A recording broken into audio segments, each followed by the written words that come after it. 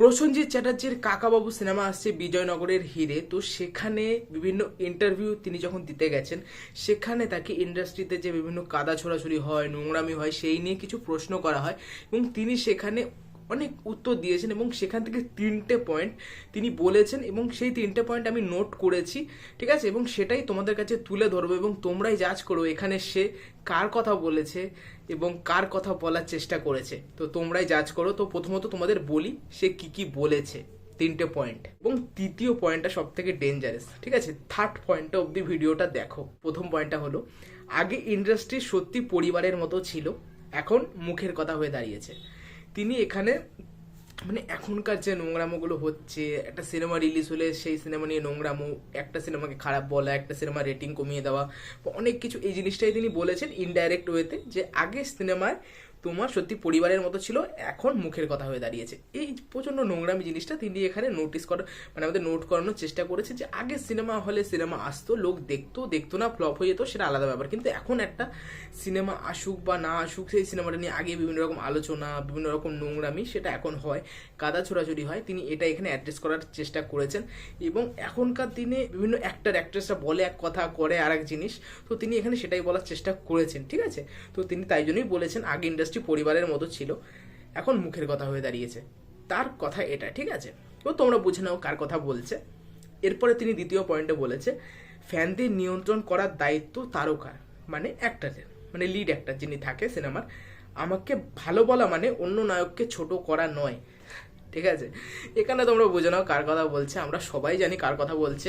বিভিন্ন বিভিন্ন তোমার প্রোডাকশন হাউস হতে পারে, বিশেষ করে একটা আছে জানলা, বা একটা এন্টারটেনমেন্ট প্রোডাকশন আছে ভেঞ্চার্স বলে, তাদেরও হতে পারে, বা তাদের ফ্যানরা হতে পারে, মানে কিছু অন্ধভক্ত বলছি, যারা অরিজিনাল ফ্যান তাদের কথা বলছি না, যারা অন্ধভক্ত রয়েছে, তারা একটা সিনেমা এলে অন্য সিনেমাকে বা অন্য স্টারদের নোংরামো, এক নিজেদের ভালো বলা মানে অন্যদের আবার নোংরামি করছে অন্য সিনেমা নিয়ে। তিনি এখানে সেটাই বলেছেন।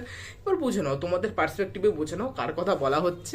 আমি কিছু ওপেনলি বলবো না, তোমরা জাজ করে নাও। তোমাদের প্রথম এই কথাটা শোনার পর যার কথা মাথায় আসবে তার কথাই বলা হচ্ছে, ঠিক আছে। এবার তোমরাই জাজ করে নাও। এবং তৃতীয় পয়েন্টটা সব থেকে ডেঞ্জারাস, থার্ড পয়েন্টটা হলো, তোমার নিজেকে একা 100 ভাবলে হবে না। আমি ইন্ডাস্ট্রির কথা ভাবছি বলে শুধু নিজের স্বার্থ দেখলে ইন্ডাস্ট্রি এগোবে কিভাবে। এখানে তিনি কার কথা বলেছেন? তোমাদের মাথায় একজনের কথাই হয়তো এসছে প্রথম ভাবে, আমি জানি আমার মাথাও তার কথাই এসছে। তোমরা যার কথা মাথায় প্রথমে এনেছো, এখানে তার কথাই বলা হচ্ছে, ঠিক আছে। নামটা আমি বলছি না, তোমরা সবাই হয়তো বুঝে গেছো। আর একবার পড়ি কি বলেছে, নিজেকে একা 100 ভাবলে হবে না। আমি ইন্ডাস্ট্রির কথা ভাবছি বলে শুধু নিজের স্বার্থ দেখলে ইন্ডাস্ট্রি এগোবে কিভাবে। এখানে কার কথা বলেছে তোমরা সবাই জানো, ঠিক আছে। মানে আছে কিছুজন আছে সারাদিন ধরে বলতে থাকে আমি ইন্ডাস্ট্রির জন্য করছি, এই করছি, ওই করছি, কিন্তু অন্যের যখন সিনেমা আসে তখন চুপ হয়ে যাই, অন্যের সিনেমাকে ঠিকভাবে সাপোর্ট করি না, অন্য সিনেমা চলছে কি না চলছে একটু মেসেজ করে দিলাম, একটু স্টোরিতে দিয়ে দিলাম।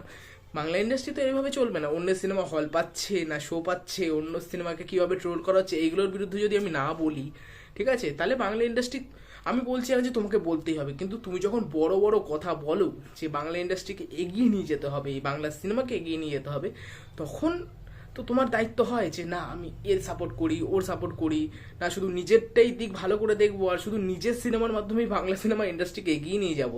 এটা তো কোনোভাবে পসিবল নয়, এটা তো তোমাকে মানতেই হবে, তাই না। তো আমি কোনো অ্যাক্টরের নাম নেব না, তোমাদের যেই নামটা প্রথম মাথায় আসছে সেই নামটাই তুমি বেছে নিও, ঠিক আছে, মানে খুঁজে নিও বা মাথায় রেখে দিও। তোমার যদি সেই নামটাই মাথায় আসে এই কথাটা শুনে, তাহলে আমি সেই অ্যাক্টরের কথাই বলছি, ঠিক আছে। আমি ওপেনলি কারোর নাম নেব না। তো এটুকুই জাস্ট। তো ভিডিওটা ভালো লাগলে অবশ্যই লাইক করো, কমেন্ট করো, আর যার নাম মাথায় এলো তার নামটা নিশ্চয়ই কমেন্ট করে দিও যদি তোমাদের মন থেকে চায়, যদি তোমরা অন্ধভক্ত না হও। তো দেখা হচ্ছে পরবর্তী ভিডিওতে। টাটা।